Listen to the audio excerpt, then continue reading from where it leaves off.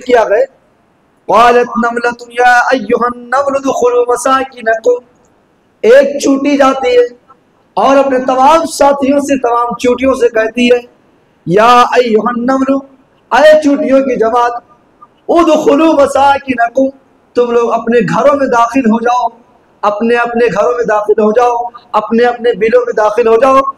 ला यहतिमन्नकुम सुलेमान व जुनूदुहु, क्योंकि सुलेमान और उसका लश्कर आ रहा है, तुमको कहीं रोद ना दे, कुचल ना दे, तुमको मार ना दे। क्यों? वहुम ला यशऊरून, इस हाल में कि सुलेमान और सुलेमान का लश्कर है, पता ना पाए और रोद दे। जाहिर सी बात है, चूटी वो छोटी होती है, अगर हम चल रहे हैं तो कैसे दिखाई देगा कि पैर के नीचे चूटी आ रही है। तो एक चूटी, और अल्लाह ताला ने हजरत सुलेमान अलैहिस्सलाम को मलका दिया था कि वो जानवरों की आवाज को समझते थे। जानवर अगर बोलते थे तो हजरत सुलेमान अलैहिस्सलाम उनकी बोली को समझते थे। जब एक चूटी जाकर ये बात कहती है कि सुलेमान का लश्कर आ रहा है, अपने अपने घरों में दाखिल हो जाओ वरना पैरों से रोद देखियो, और उनको पता नहीं चलेगा कि मैं किसी को रोद रहा हूं। हजरत सुलेमान अलैहिस्सलाम उस चूटी की आवाज को सुनते हैं और उसकी हमदर्दी को देखते हैं कि वो अपने मौत के साथ साथ अपने तमाम चूटियों की मौत के बारे में खौफ रखती है, और जाकर तमाम चूटियों से कहती है कि अपने घर में दाखिल हो जाओ। तो सुलेमान अलैहिस्सलाम ये जुमला जब चूटी को सुनते हैं तो फतबस्सम ज़ाहिका मिन क़ौलिहा, ये जुमला सुनकर हंस पड़ते, मुस्कुरा देते हैं। क्यों मुस्कुराते हैं? हमदर्दी को देखकर कि जानवरों के अंदर इतनी हमदर्दी है। आज हमारी हालात क्या है?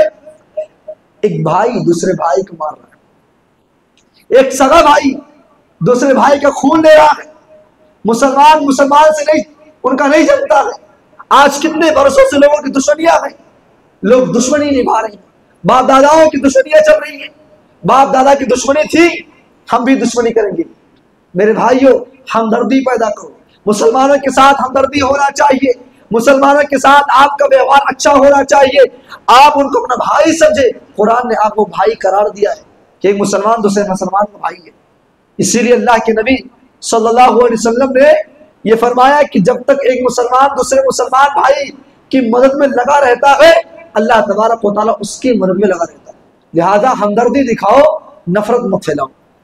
तो ये जुमला जब चूटी का सुनते हैं हजरत सुलेमान अलैहिस्सलाम तो हंस पड़ते हैं और अपने रब से कहते हैं वक़ाल रब्बि औज़ि'नी अन अश्कुर निअमतक अल्लती अनअमत अलैया व अला वालिदैया, क्या अल्लाह मैं तुझसे शुक्र अदा करता हूँ, अल्लाह मैं तेरा शुक्रिया अदा करता हूँ, तूने जो मुझे ये नेमत दी है कि मैं जानवरों की आवाज को सुन लेता हूँ और पहचान लेता हूँ कि वो क्या बोलते हैं।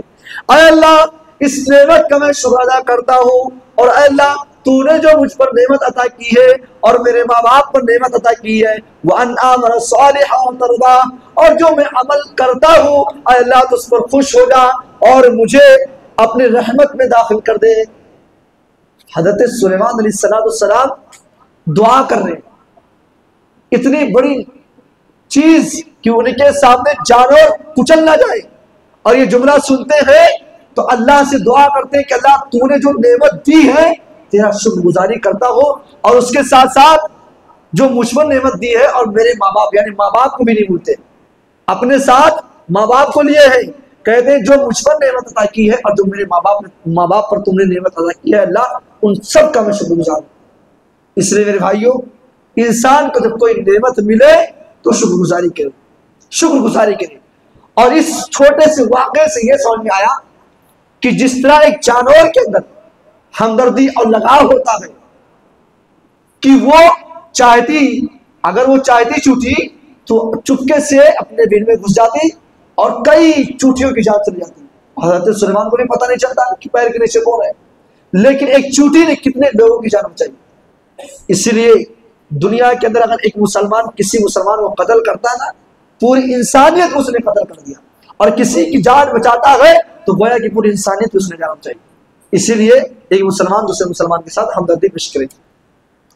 उसी के बाद एक और चीज, परिंदे ही के ताल्लुक से, जानवरों के ताल्लुक से अल्लाह ने सुलेमान अलैहिस्सलाम का वाक़या जिक्र किया।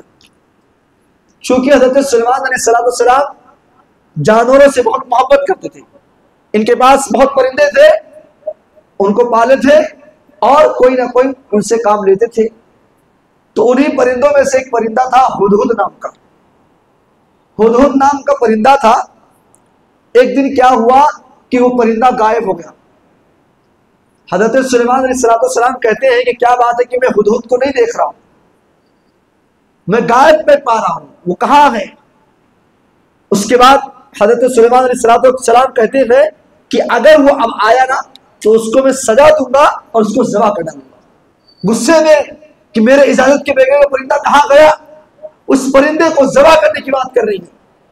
उसके बाद कुछ देर के बाद हुदहुद परिंदा आता है। हजरत सुलेमान अलैहिस्सलाम पूछते हैं कि तुम कहां गए थे, मेरे इजाजत के बगैर तुमको किसने इजाजत दी कि तुम इस परिंदे के घोंसले को छोड़कर तुम जाओ, इस अपने घर को छोड़कर जाने की इजाजत तुमको किसने दिया। वो हुदहुद परिंदा कहता है, अरे मेरे आका, अरे सुलेमान, मैं ऐसे जगह से आ रहा हूं जिसका नाम, मैं कौम सबा के पास गया था, मलके सबा के पास, और वहां मैंने देखा कि उस बादशाह के पास बहुत सारी वसाइल हैं, बहुत सारी चीजें हैं, पैसों की कमी नहीं है, दौलत की कमी नहीं है, कुर्सी की कमी नहीं है, बहुत सारे वसाइल हैं। और एक औरत हुकूमत कर रही है, एक औरत हुकूमत बैठी हुई है कुर्सी पर। लेकिन आए सुलेमान अलैहिस्सलाम, मैंने वहां एक अजीब व गरीब बात देखी। वो क्या कि वहां के लोग सूरज की पूजा करते हैं। वो लोग अल्लाह को छोड़कर, जिसने उनको खिलाया, जिसने पिलाया और उनको दुनिया के अंदर जिंदा रखा है, उस रब को छोड़कर उस सारी कौम जो है सूरज की पूजा करेंगे, सूरज की बात करेंगे। हजरत सुलेमान अलैहिस्सलाम जैसे सुनते हैं फौरन एक खत लिखते हैं मलके समा के नाम, उस औरत के नाम, उस बादशाह के पास, जो औरत होती है उसके पास एक खत लिखते हैं और कहते हैं कि आए मलके सबा, ये खत मैं तुमको दे रहा हूं और इस्लाम की दावत दे रहा हूं, इस्लाम कबूल कर लो। ये खत हुदहुद लेकर जाता है, हुदहुद परिंदा। जब मलके सबा के हाथ में ये खत मिलता है तो उसने अपने दरबार में तमाम वज़ीरों को बुलाया, अपने तमाम नौकरों को बुलाया और मशवरा किया कि देखो सुलेमान की तरफ से ये खत आया हुआ है, हुदहुद परिंदा ने खत लाया है और मुझे इस्लाम की दावत दे रहा है, मैं क्या करूं। सारे दरबारियों ने जज्बाती में आकर कहा, आए बादशाह सलामत, आप इस्लाम मत कबूल कीजिएगा, अगर वो आपसे लड़ाई करेंगे तो हम आपका साथ देंगे, हम बिल्कुल आपके साथ हैं, हम लड़ाई करेंगे। लेकिन मलके सबा को मालूम था कि जो बादशाह है वो जलील कर देगा, वो मार डालेगा। तो अब क्या करती हैं, बहुत सारा खजाना, तोहफा, वो इन्नी वो रुसिलतुम इलैहिम बिहदिया, बहुत सारा हदिया तोहफा देती है सुलेमान अलैहिस्सलाम को, ताकि सुलेमान इस हदिया को लेकर खुश हो जाए और दोबारा कोई खत ना दे, लालच देने की कोशिश करती है। लेकिन पता नहीं था कि सुलेमान लालची बादशाह नहीं है। जब उनके पास ये खत पहुंचता है, सुलेमान अलैहिस्सलाम के पास जब ये खत के साथ साथ हदिया पहुंचता है, माल और दौलत पहुंचती है, सुलेमान अलैहिस्सलाम देखते और कहते कि उसने मुझे लालची बादशाह समझ कर रखा है, मैं लालची बादशाह नहीं हूं, जाओ सारी दौलत को मलके सबा के पास दे दो और कह दो अगर वो इस्लाम लाती है तो ठीक है, वरना मैं अपनी फौज को लेकर आ रहा हूं। उसके बाद दोबारा ये खत जाता है और उसके दौलत को भेज दिया जाता है कि मलके सबा तुम्हारे दौलत को हजरत सुलेमान की कोई जरूरत नहीं है। उसके बाद मलके सबा समझ जाती है कि अब मुझे ही कुछ करना पड़ेगा। अब वो खत भेजती है कि अय सुलेमान, मैं आपके पास खुद आ रही हूं, मैं, आप मत आइए, मैं आ रही हूं। उसके बाद जब शहर के करीब पहुंचती है तो कासिद के जरिए से खबर पहुंचती है कि मलके सबा पहुंचने वाली है आपके दरबार में, हजरत सुलेमान अलैहिस्सलाम के दरबार में। उसके बाद हजरत सुलेमान अलैहिस्सलाम ने मलके सबा के लिए सरप्राइज के तौर पर जो तख्त था, बादशाह का कुर्सी, वो इंतजाम किया और उसी पर पहुंचने के बाद मलके सबा को बैठा दिया। ये देखना था। मलके सबा ने कहा कि ये चीज तो मैं बहुत पहले पढ़ चुकी हूं, ये तो नबियों की अलामत है, ये तो एक अच्छे अखलाक इंसान की अलामत है, यही तो सच्चा दीन है कि अपनी कुर्सी छोड़कर किसी और को बैठा देना। उसके बाद फौरन मलके सभा इस्लाम कबूल कर लेती है। वही जगह पर सुलेमान अलैहिस्सलाम को कुछ और नहीं करना पड़ता है, वही मलके सभा इस्लाम कबूल कर लेती है। इस वाक़े से पता ये चला कि एक परिंदा तबलीग करता है, परिंदे के जरिए से कोई इस्लाम कबूल कर रहा है। परिंदा, इसीलिए किसी जानवर को बेला वजह मत मारो। जैसे कि अभी चूटी का वाकया गुजरा, सुलेमान अलैहिस्सलाम ने सुना कि उसने ये बात कही कि अपने बिलों में घुस जाओ ताकि हम सब मारे ना जाए। पता ये चला इस वाक़े से कि इंसान को किसी जानवर को बिना वजह नहीं मारना चाहिए। अगर वो जहरीला नहीं है तो उसको नहीं मारना चाहिए, छोड़ देना चाहिए। और उसके साथ साथ परिंदे के जरिए से इस्लाम फैल रहा है।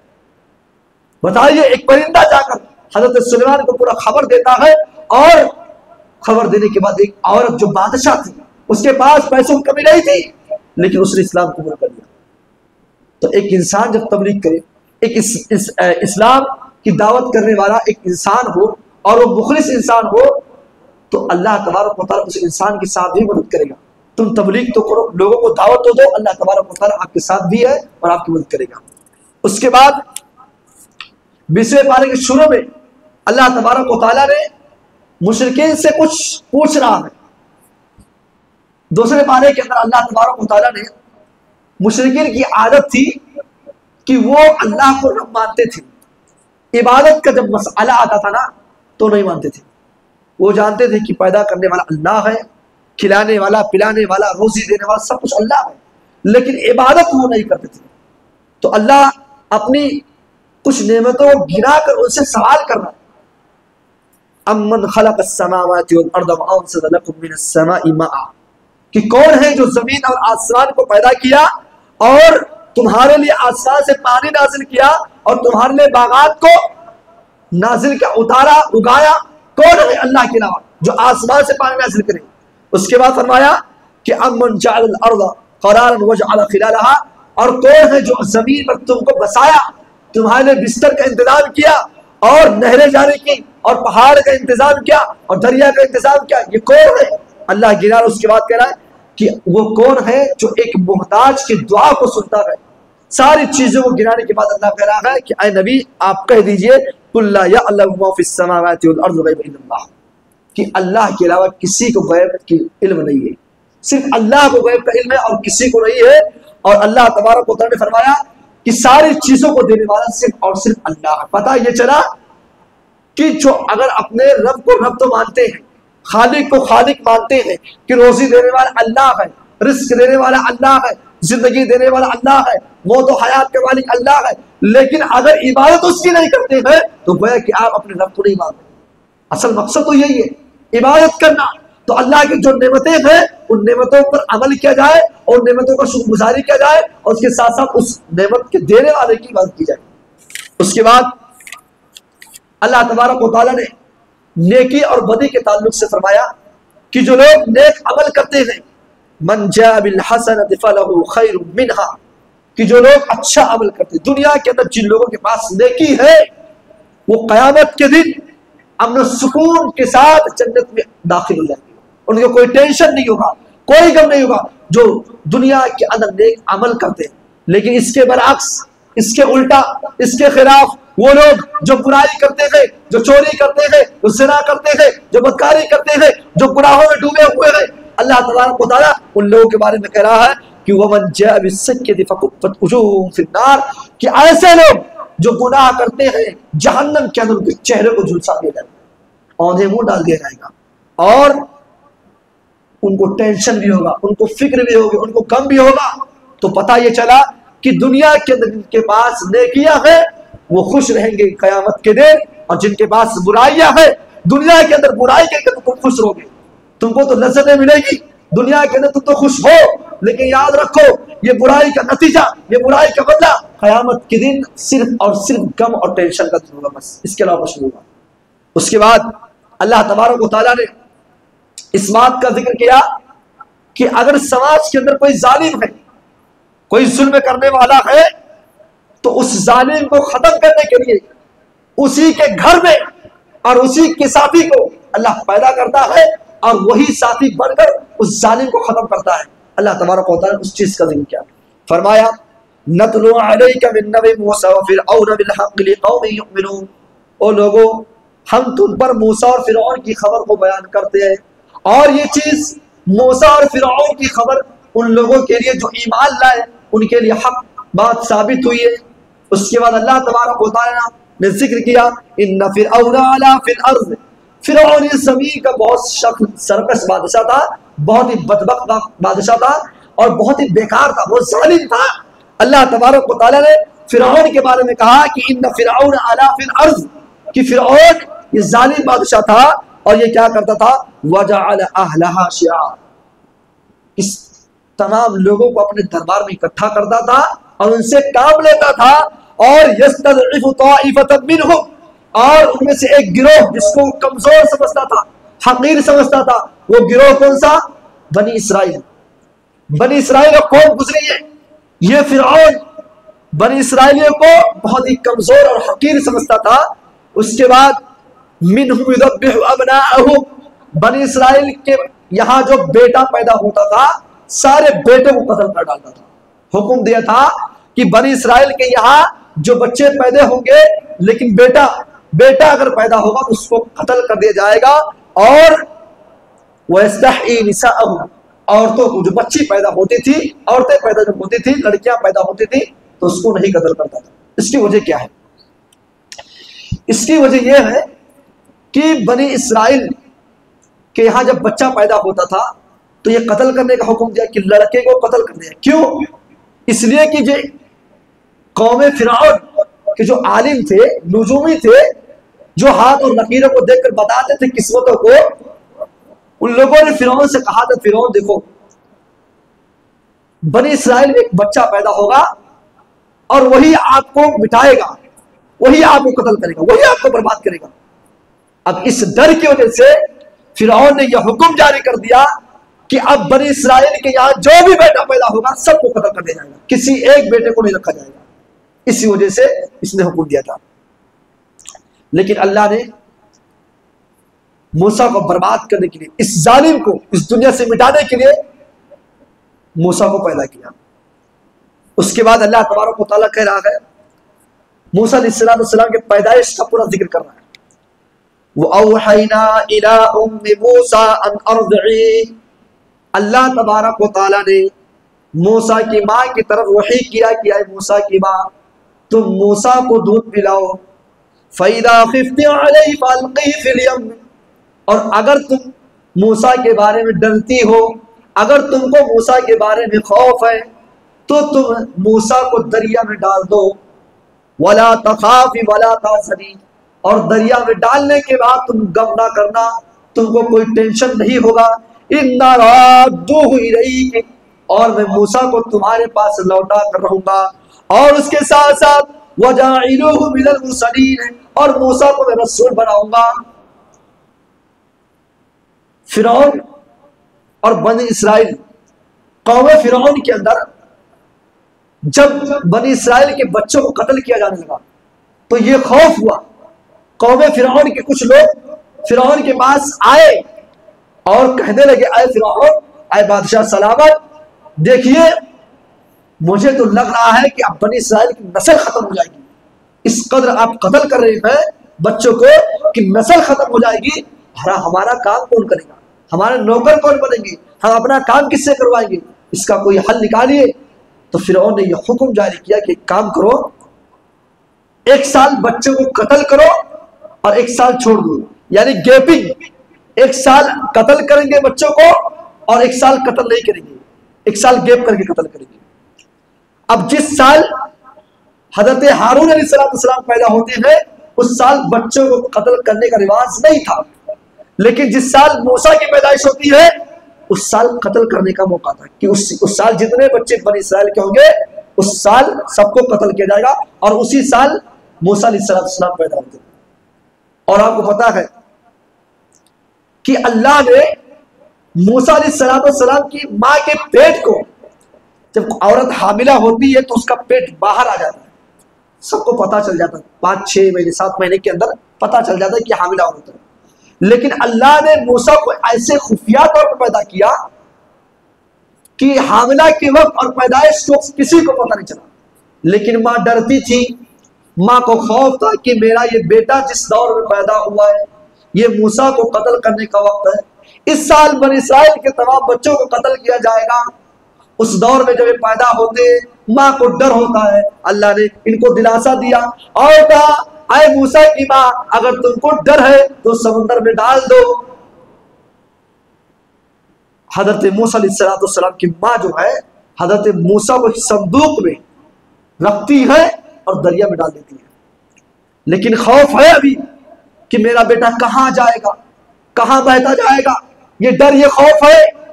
और आपको पता होगा, बारहा आप सुने होंगे कि जो फिरौन था ना, उसके घर के नीचे नहर जा रही थी, और वो जिस नहर में मूसा अलैहिस्सलाम की मां ने संदूक में उनको करके डाला था, वो नहर बहते बहते मूसा के घर से जा रही थी।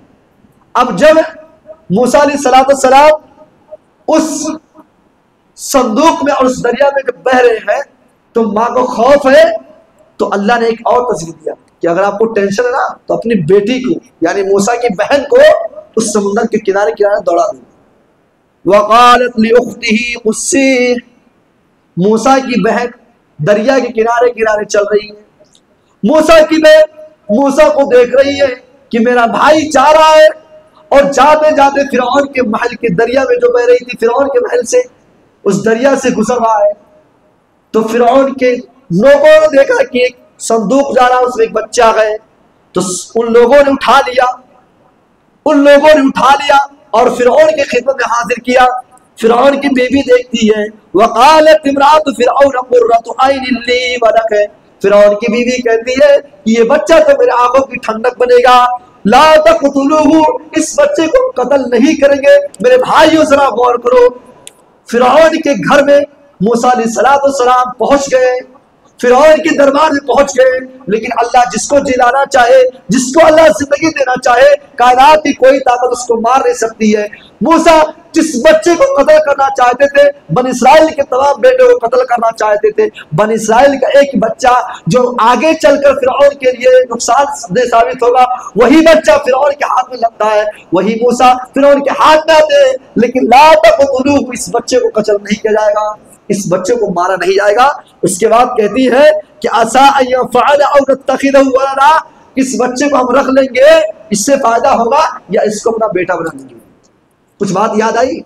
12वें पारे में मैंने कुछ कहा था सूरह यूसुफ में, यही बात तो मिस्र के बादशाह ने कहा था कि इस बच्चे को हम पालेंगे, यूसुफ को पालेंगे, और बड़ा होकर हमें फल देगा, फायदा होगा, बेटा बना लेंगे।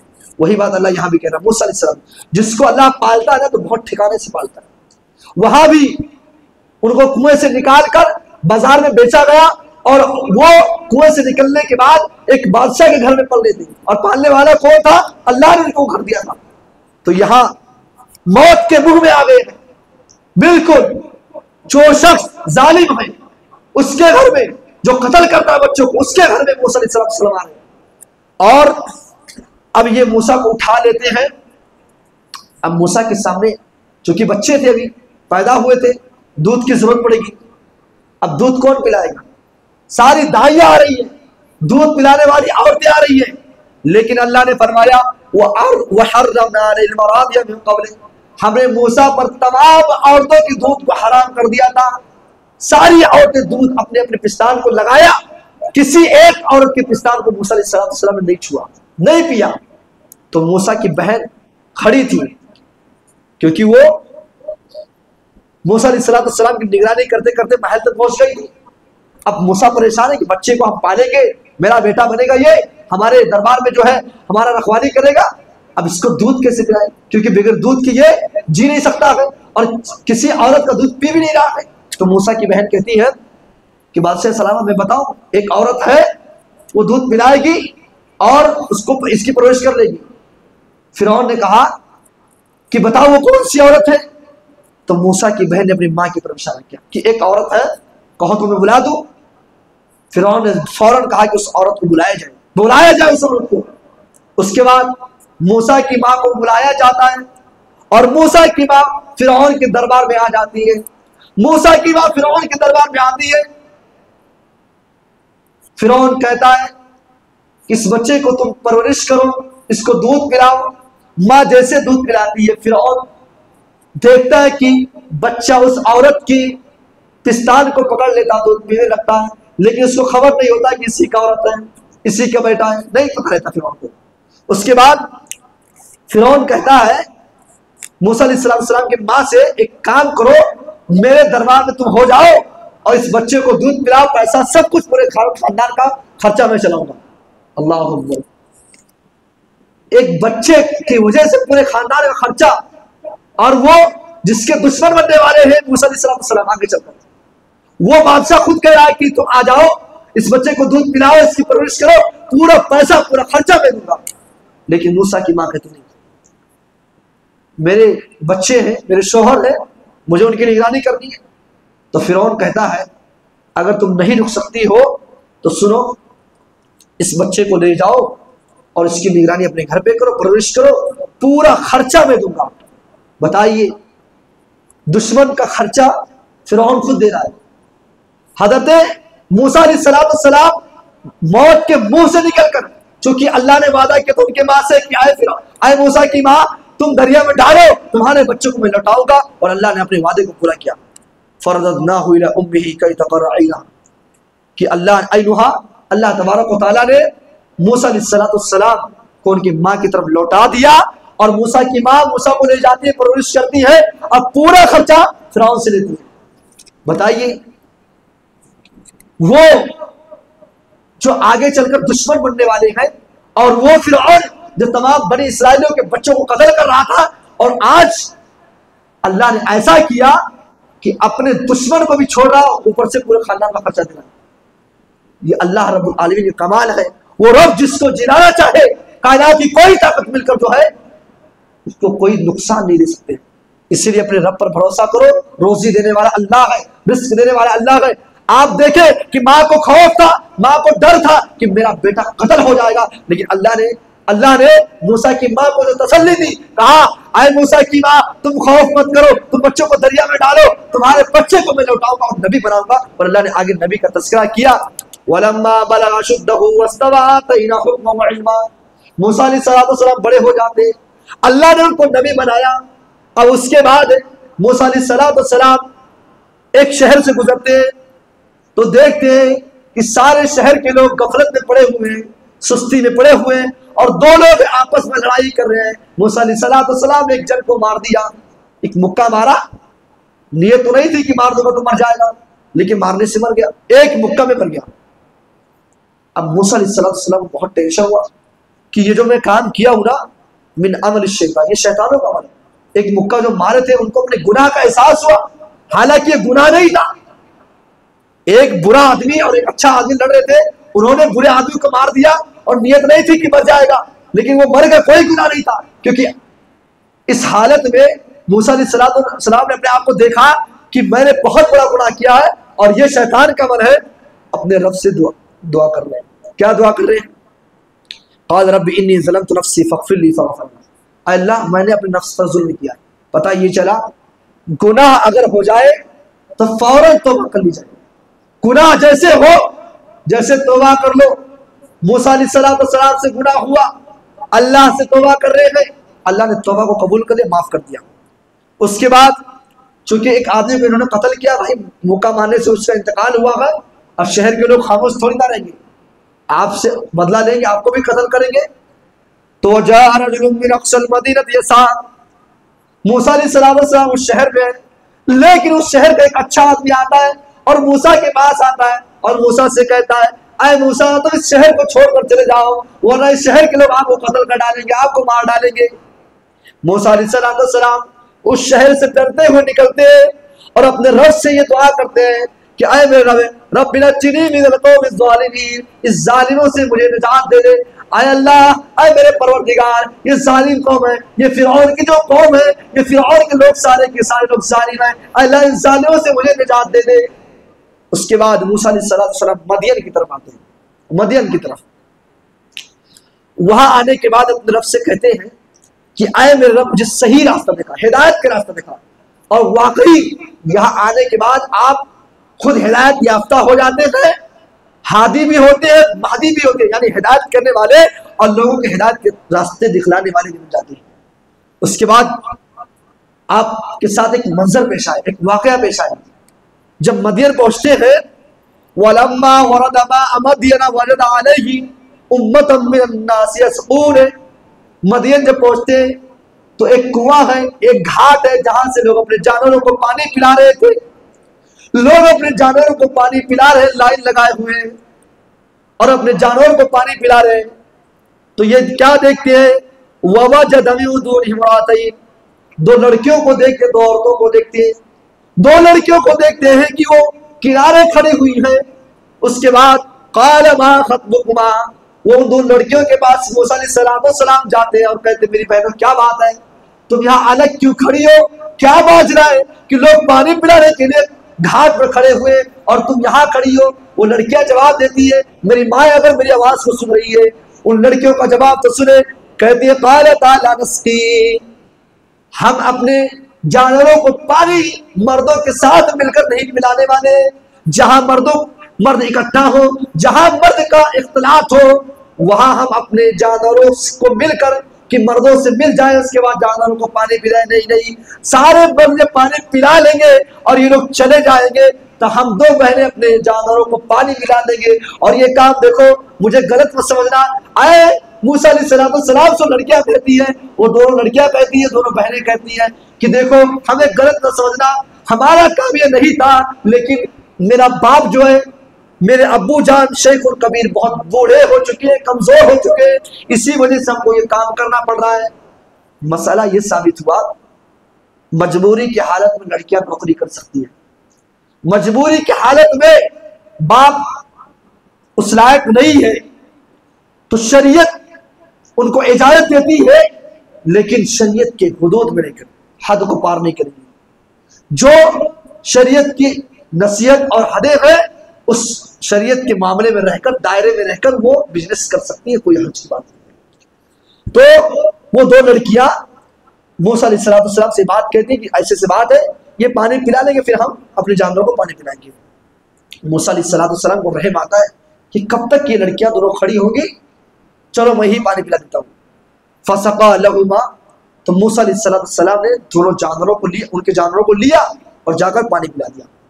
और ये माजरा दोनों लड़कियां देख रही हैं। पानी पिलाने के बाद लाकर जानवर इनके हाथों में दे दिया। उसके बाद लड़कियां अपने घर जाती हैं। मूसा अलैहिस्सलाम ने नंबर नहीं मारा। अगर हम आज के दौर में होते, किसी का हेल्प कर दे, फौरन एक्सक्यूज मी, हेल्प मी, जो भी होता है आज के दौर में जो अल्फाज है, हम नंबर तलाश करते, नाम पूछते, फला। लेकिन मूसा ने कोई ऐसा जुमला नहीं कहा, पानी पिलाया, उनके जानवर को उनके हाथ में दिया और फौरन एक दरख्त के साए में जाते हैं और हाथ को उठाते हैं और अपने रब से दुआ करते हैं, अल्लाह बहुत परेशान हूँ, थका हारा हूँ, मदीना का सफर करके मैं आया हूँ, अल्लाह भूख लगी है, कुछ इसका इंतजाम कर दे, अल्लाह कोई रास्ता निकाल, मैं भूखा हूँ, थका हूँ। इधर ये दुआ कर रहे हैं, दुआ कबूल हो रही है। इधर ये लड़कियां अपने घर पर सारा मामला बताती है। तो बाप ने कहा था उन दोनों लड़कियों में से कि जाओ मूसा को बुला लाओ। तो एक लड़की आती है, फजाअत इहदाहुमा तमशी अला इस्तिहया। कुरान ने उस लड़के के चाल को, चलने के अंदाज को भी जिक्र किया है कि उन दो बहनों में से एक बहन आती है और किस तरह शर्माते हुए आती है, शर्मा के चल रही है और आकर कहती है कि मेरे अब्बू ने आपको बुलाया है। क़ालत इन्ना बी यदउका लियजज़ियका अजर मा सक़ैत लना। आए फला शख्स, मेरे अब्बू ने आपको बुलाया है, आपने मेरे साथ हमारे जानवरों को जो पानी तुमने पिलाया है, इस पानी पिलाने की वजह से मेरे अब्बू जान आपको बुलाए हैं और आपको इसका कुछ बदला देंगे। आपने जो मेहनत किया है इसका कुछ उजरत देंगे, पैसा देंगे। उसके बाद मूसा अलैहिस्सलाम जाते हैं, फलम्मा जाअहु वक़स्स अलैहिल क़सस। जब लड़की के बाप के पास पहुंचते हैं तो पूरा वाक़या बताते हैं कि देखो मैं इस ऐसे कौम के पास से आ रहा हूँ, मैं फिरौन के महल में पला बड़ा हूँ और उसके बाद वहां से निकला तो एक शहर में आया, वहां के एक बच्चे को मैंने गलती से कत्ल कर दिया। वहां के लोग मुझे कत्ल करने के लिए परेशान हैं, वो मुझे ढूंढ रहे हैं, लेकिन मैं परेशान हूँ, भूख लगी है। सारा वाक़या बताते हैं। उसके बाद लड़की के बाप कहता है, ला तखफ, आए मूसा तुम डरो ना, तुमको खौफ खाने की डर नहीं है, जरूरत नहीं है, तुम टेंशन मत लो। उसके बाद उन लड़कियों में से, दो बहनों में से एक बहन कहती है, कालत इहदाहुमा या अबत इस्तअजिर, अबू जान एक काम करो, इस नौजवान को अपने घर पे काम करने के लिए रख लो, बहुत मजबूत और अमानतदार नौजवान है ये। मूसा अलैहिस्सलाम के बारे में गवाही कौन दे रहा है? उन दोनों लड़कियों में से एक लड़की गवाही दे रही है। क्या कह रही है कि अबू जान इस आदमी को अपने घर पर नौकरी के तौर पर रख लो, और क्योंकि बहुत अमानतदार और मजबूत ताकतवर है। अच्छा, उस लड़की को ऐसे मालूम हुआ कि अमानतदार और ताकतवर है, तो आपको थोड़ा सा पीछे होना पड़ेगा।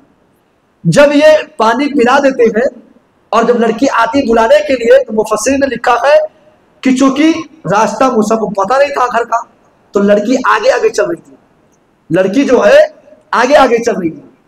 तो अमानतदार का नतीजा ये निकला कि मूसा अलैहिस्सलाम के आगे लड़की चल रही, तो लड़की का जो कपड़ा था वो ऊपर उठ रहा था। तो मूसा अलैहिस्सलाम ने उस लड़की से कहा कि मेरी बहन तुम मेरे पीछे हो जाओ, मैं नहीं चाहता हूं कि मेरी बसर और मेरी निगाह तुम्हारे जिस्म पर पड़े, तुम पीछे हो जाओ, मैं आगे आगे चलता हूं। ये अमानतदारी का सबूत है। और मजबूत कैसे? तो उस लड़की ने कहा कि अबू जान, मैंने इस नौजवान को देखा कि एक पत्थर, जिस घाट से पानी निकाला जाता था, जिस पत्थर को 10 लोग मिलकर उठाते थे, ये नौजवान अकेला उठाया और अकेला जाकर रखा। तो ये नौजवान की मजबूती है। उसके बाद मूसा अलैहिस्सलाम को एक ऑफर मिलता है शादी करने का। उन्हीं दो लड़कियों में से एक लड़की की शादी करने की नौबत आ जाती है। लड़की के बाप ने कहा कि मैं आपको अपनी एक बेटी की शादी करना चाहता हूं आपसे, लेकिन एक बात है, जो महर होगा वो क्या होगा, 8 साल आपको मेरे यहाँ खिदमत करना पड़ेगा, और मजीद 2 साल और अगर रहेंगे तो आपके ऊपर एहसान होगा।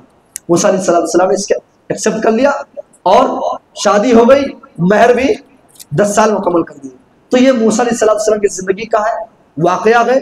और जो ये वाकया हमारे सामने आया पानी पिलाने का, उसमें औरतों को इबरत हासिल करने की जरूरत है, और नौजवानों को भी। अगर कभी तुम किसी गैर लड़की की तो मदद करते हो, गैर महरम लड़की की अगर आप कभी मदद करते हो, तो सिर्फ मदद तक काम रखिए बस, और कुछ नहीं। उसके एड्रेस को, उसके खानदान को, उसके घर वालों को, उसके भाइयों को, उसके बहनों के बारे में मत पूछिए। ये मूसा अलैहिस्सलाम की जिंदगी से पता चलता है।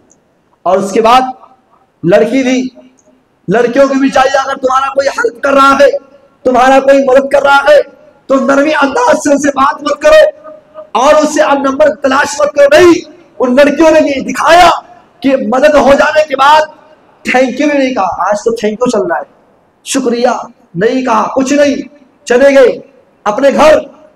और जब बाप से वाकई बताया, बाप ने भेजा, तो चलने का अंदाज देखिए, शर्मा रही है, शर्मा क्या रही है।